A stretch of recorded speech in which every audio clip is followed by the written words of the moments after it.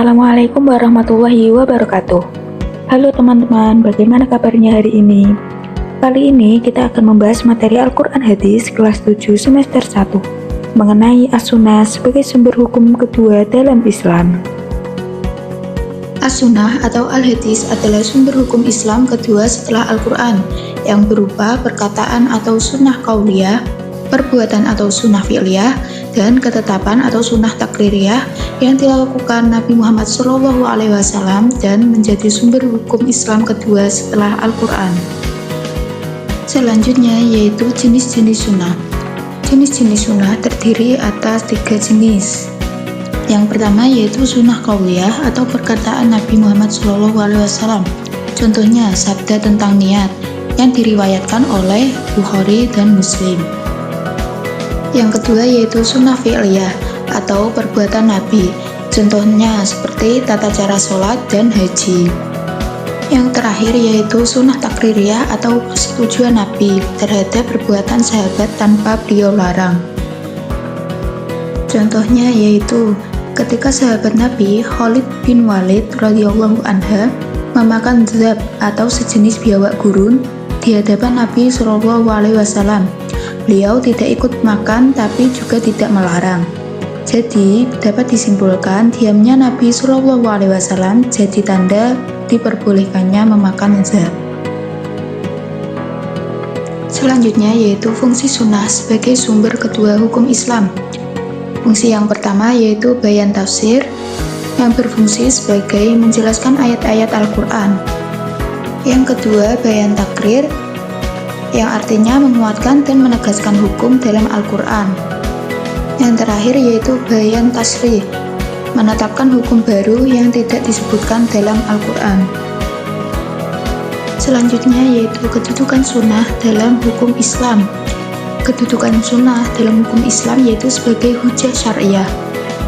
Sunnah sebagai hujjah syariah berarti bahwa segala ucapan, perbuatan, dan ketetapan Rasulullah menjadi sumber hukum Islam yang sah setelah Al-Quran.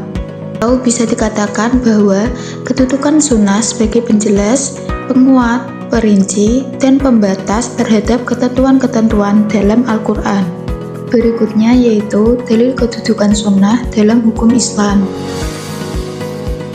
Nah, di sini ada dalil Al-Quran dan dalil hadis. Salah satu bunyi dari dalil Al-Quran yaitu apa yang diberikan Rasul kepadamu, maka terimalah, dan apa yang dilarangnya bagimu, maka tinggalkanlah. Quran Surat Al-Hasyr. Dan bunyi dari dalil hadis yaitu aku tinggalkan untuk kalian 2 perkara. Jika kalian berpegang teguh pada keduanya, niscaya kalian tidak akan tersesat. Al-Quran dan Sunnah. Hadis riwayat Malik Al-Hakim. Dari beberapa dalil tersebut bisa disimpulkan bahwa kedudukan hadis dan sunnah adalah sebagai sumber hukum Islam kedua setelah Al-Quran. Keduanya wajib diikuti karena menjadi pedoman agar umat Islam tidak tersesat dalam beragama. Nah, di sini ada 2 contoh penerapan sunnah dalam hukum Islam. Contoh yang pertama yaitu sholat. Al-Quran hanya memerintahkan sholat, tetapi jumlah rakaat dijelaskan melalui sunnah.